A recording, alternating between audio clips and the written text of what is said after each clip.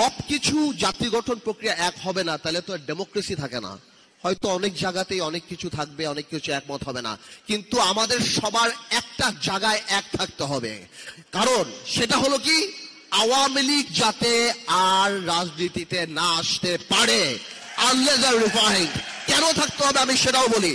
আমি জানি এই কথাটা হয়তো অনেকের ডেমোক্রেটিক লাগবে না, কারণ বাংলাদেশের 4 থেকে 5 কোটি মা মনে করে আওয়ামী লীগ আসলে তাদের সন্তানদেরকে মেরে ফেলা হবে।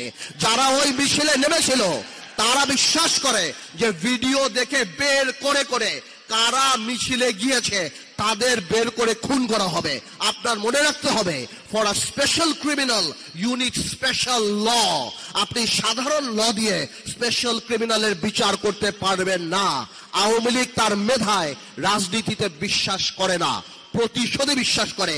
খুব শীঘ্রই আওয়ামী লীগের আওয়াজ নরম হয়ে যাবে, বলবে যারা উপলব্ধি করেছে আসেন আমরা একসাথে কাজ করি, এরা জঙ্গি। ভাইয়ের আমার, এই ট্র্যাপে পড়বেন না। Awami League is not a political party. বাংলাদেশের প্রত্যেকটা মানুষ যারা ফেসবুকে লাল করেছিল তাদের জীবন লাল করে ফেলবে, ধ্বংস করে বলবে। এই একটা জায়গায় খালি আমরা থাকি, দেন আওয়ামী লীগের ব্যাপারে পুরা জাতি আমাদের একসাথে থাকতে হবে। আমি আবার আন্তরিকভাবে ধন্যবাদ জানাচ্ছি এই ধরনের অনুষ্ঠান করার জন্য।